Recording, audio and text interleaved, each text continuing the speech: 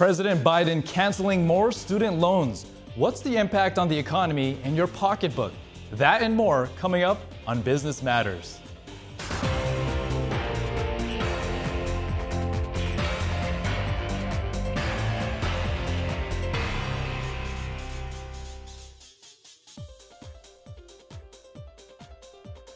I'm David Lamb, standing in for Don today.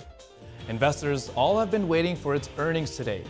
NVIDIA announced a 10-for-1 stock split, and it's forecasting above estimate second quarter revenue. Media company BuzzFeed soared today. A filing revealed that former Republican presidential candidate Vivek Ramaswamy has taken an activist stake in the company. Rising U.S. home prices are making it more difficult to afford a home, especially for first-time buyers. Sales for existing homes fell nearly 2% in April. That's according to the National Association of Realtors. It was the second month in a row of falling sales, as mortgage rates surged past 7%. Meanwhile, the median price of a previously owned home in the U.S. grew 5.7% from a year earlier to just over $407,000. It was the fourth consecutive monthly increase and a record for April prices. But there's hope. One shred of good news for housing in the U.S. More homes are continuing to come to market. Inventory increasing to a 2.5-year high last month, but entry-level homes remained scarce. Target has missed the mark. The retailer reported quarterly earnings below Wall Street estimates and issued a weaker than expected forecast for the current quarter. The reasoning? The head of the company says shoppers are spending less in general and waiting for deals to come by. Target cut prices on hundreds of products, with plans to slash price tags on thousands more essentials. This comes after sales in the so-called frequency categories fell in the first quarter. We're talking about beauty, food, and household essentials. And overall, sales at Target have now been declining for 4 quarters straight. The retailer also reported the average receipt on visits has dropped, and so has traffic. The weaker earnings added to broader concerns that shoppers are tightening with their spending. Buy now, pay later users will have the same protection like credit card users. This is a bid for the Consumer Financial Protection Bureau to impose more oversight on the fast-growing sector, where shoppers pay for purchases in installments. The agency says BNPL lenders will be required to investigate customer disputes, refund products that have been returned, and provide billing statements, the same rules as credit card companies who follow the so-called Truth in Lending Act. Now, these rules will apply to providers such as Affirm, Klarna, and Afterpay. Data shows buy now, pay later loans drove $75 billion in online spending last year, up 14% from the year before. An official said most major buy now, pay later lenders already voluntarily comply with credit card-like protections. But this move should create consistency. President Joe Biden has canceled another $7.7 billion of student loan debt. This latest round of relief impacts 54,000 borrowers enrolled in the White House's Saving on a Valuable Education, or SAVE plan. They received $613 million in relief. Nearly 67,000 teachers, nurses, or other public sector workers also saw $5.2 billion forgiven through the Public Service Loan Forgiveness Program. Then there were the 39,000 borrowers enrolled in income-driven repayment programs who received $1.9 billion of debt relief. To date, Biden has canceled an average of $35,000 in loans for 4.75 million Americans. To help us understand how canceling student loan debt could affect the economy and your wallet, I spoke to Paul Mueller, Senior Research Fellow at the American Institute for Economic Research. Paul, thank you for joining us. Now, tell us about how student loan forgiveness could affect the economy. Well, there's a number of ways. The main way that people focus on is as you cancel student debt, these students are going to make fewer payments to the government to repay their loans, and that's going to leave them with more money in their pockets to spend on other goods, consumption goods or investment or other kinds of things. And so a lot of people point to the idea this might increase some consumption spending, retail spending, maybe some investment, because students are no longer making the payments on the debt that's been canceled. Right. So that sounds like it could be a good thing for the economy, but what about the taxes involved? Like, because what's the impact on taxpayers? Right. Well, this is a transfer that's going on here, and it is a kind of a form of government spending that's going on. That it's what we call stimulative, which seems good, except that in an era of high inflation, it can actually lead to higher prices or encourage higher prices. Again, this is a relatively small amount. The most recent announcement, relatively small compared to the whole economy, but it's a very troubling move by the Biden administration. That it's illegal because the Supreme Court has already said they can't do this, but they're doing it anyway. It's unethical because it's not Biden's money to give away or to cancel, right? They don't owe Biden the money. They owe the American taxpayer the money, and they're doing it. And it's very political, right? That this is an open attempt to buy votes and influence people for the election in the fall. So there's a lot of reasons to be opposed to this move, even if it's not going to, shift the economy in a tremendous way, one way or another. Now, in terms of the U.S. national debt, which sits at $34.5 trillion, what's the impact there? Well, it'll increase it. I mean, this is part of the why we should be so concerned about this move, besides the unethical illegality of it, is it contributes to the national debt in a time when the U.S. government is spending more money than ever, money that they don't have, and the U.S. debt is rising dramatically. You have the administration unilaterally and illegally deciding to increase it, right? Congress didn't authorize this spending. They didn't authorize debt forgiveness, and yet they're going ahead with it anyway. And that is just going to add to the already dramatic and large deficits that are being run each year. And it's going to contribute to that debt level keep rising. And the cost of servicing that debt, the interest we have to pay on the debt, is also rising rapidly. And this, again, just sort of piles on and contributes to that phenomenon.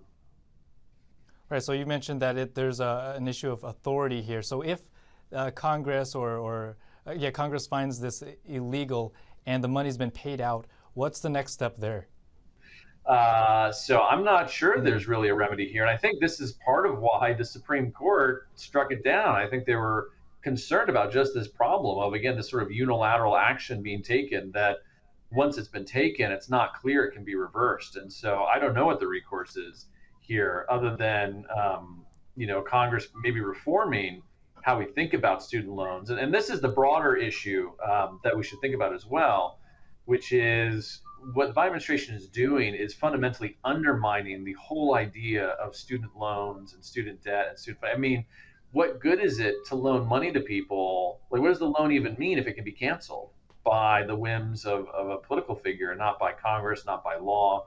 And so I think the much deeper problem we should be thinking about is how this is going to change and perhaps undermine future students' ability to borrow money and go to college or university with those loans.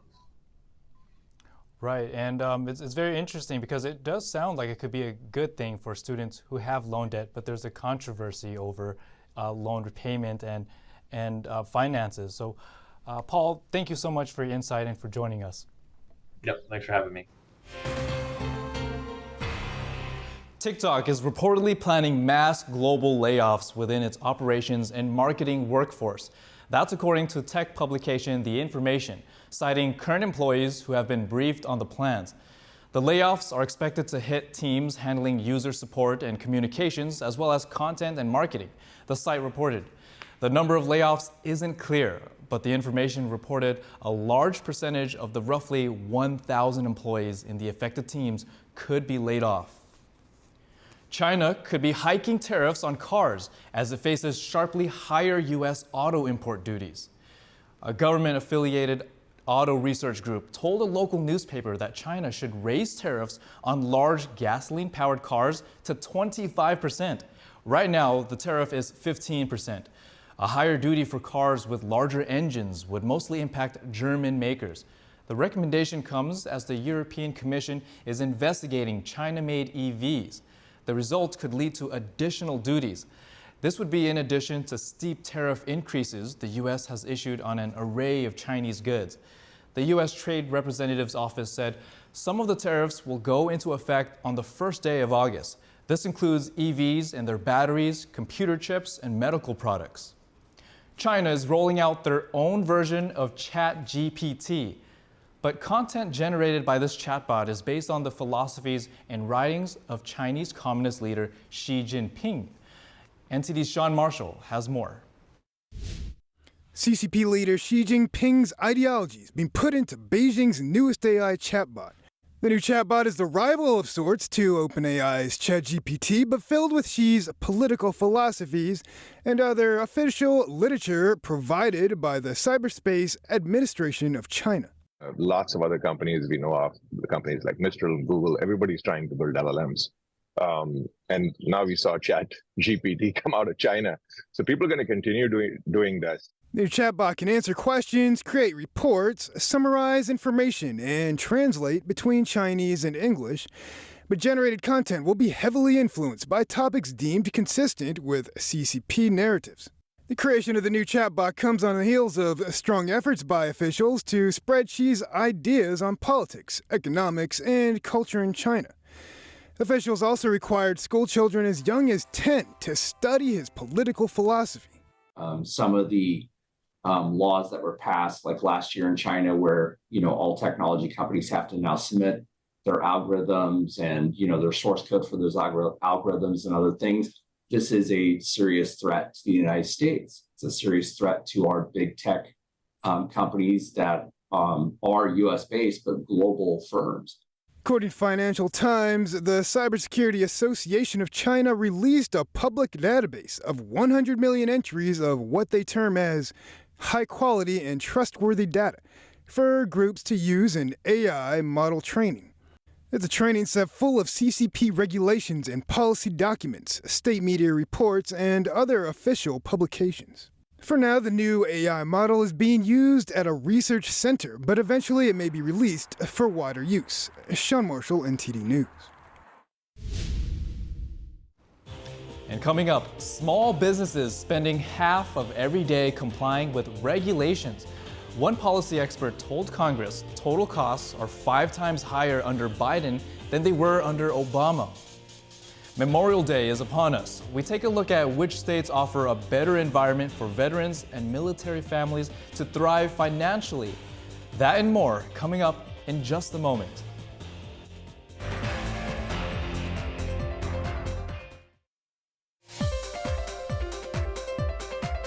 Welcome back, everybody. Amazon is making changes to Alexa, and users of the voice assistant will help pick up the tab. The multinational tech giant is planning to unveil an AI-infused version of Alexa this year. According to CNBC, Amazon will charge its customers a monthly fee to pay for the upgrade.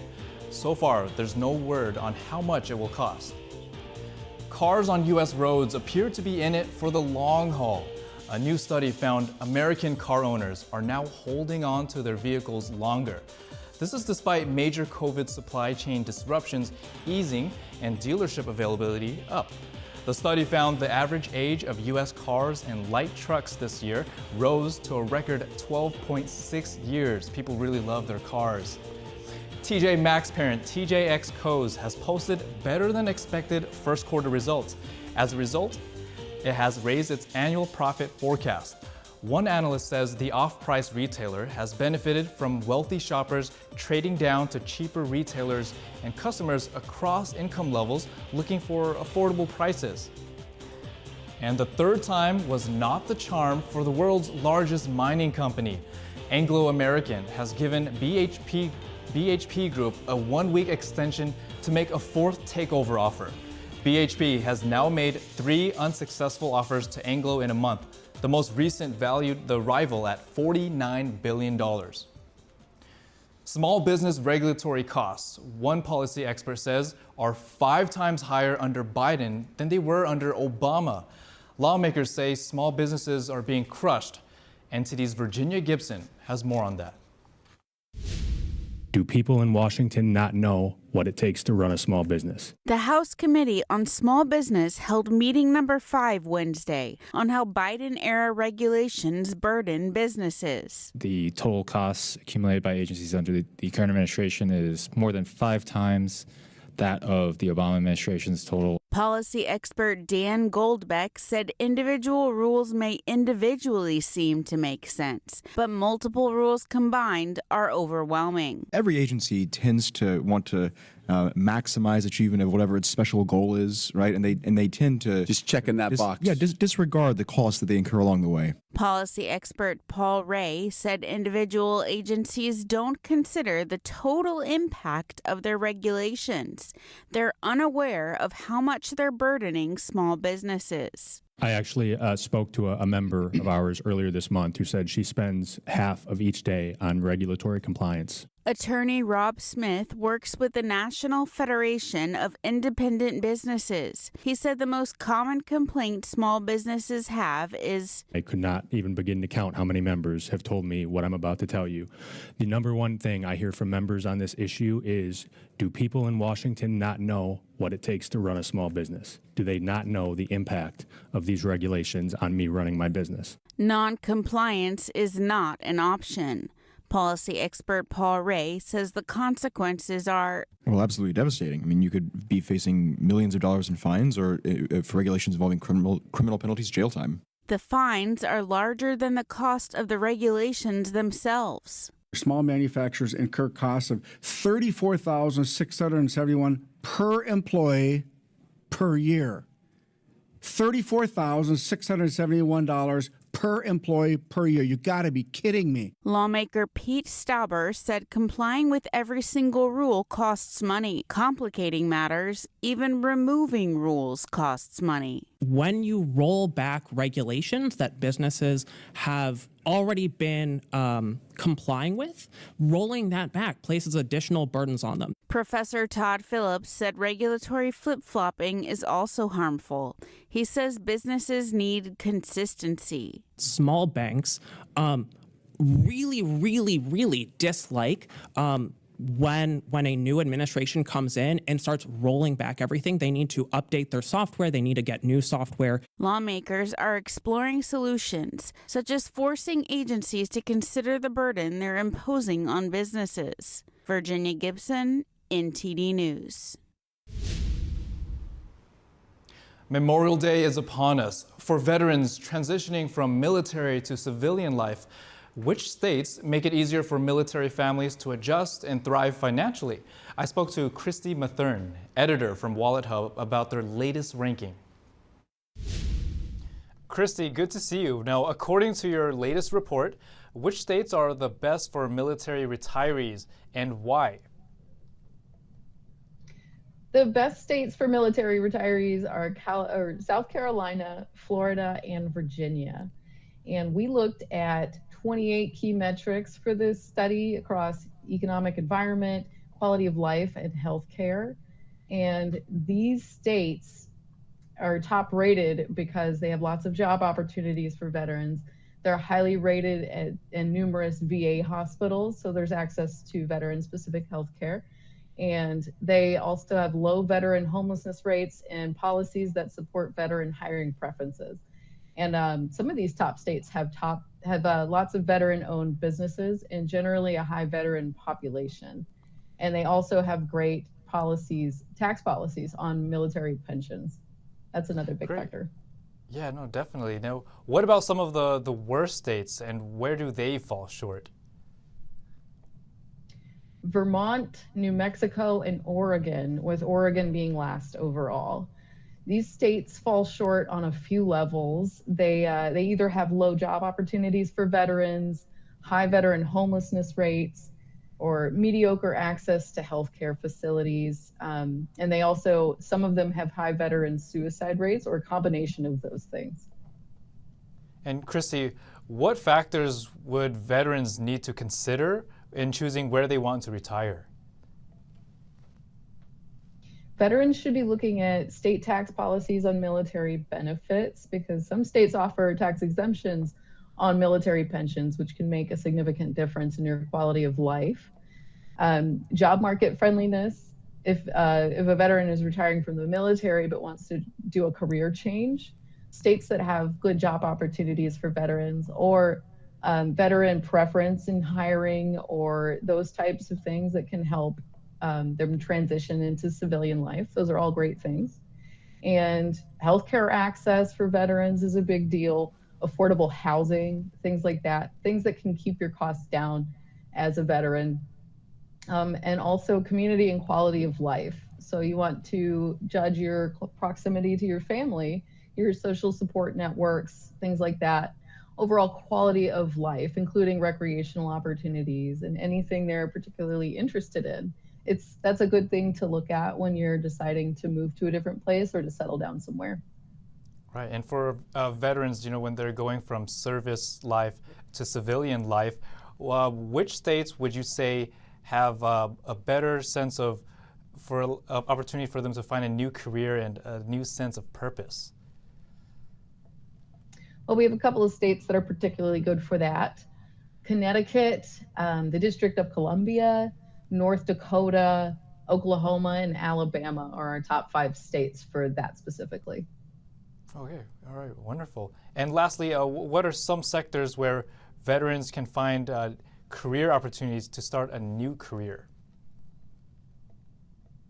Well, veterans can look at government jobs. Many veterans transition to roles within the federal, state, or local governments. Manufacturing jobs are also popular with veterans. They can find employment in various manufacturing industries.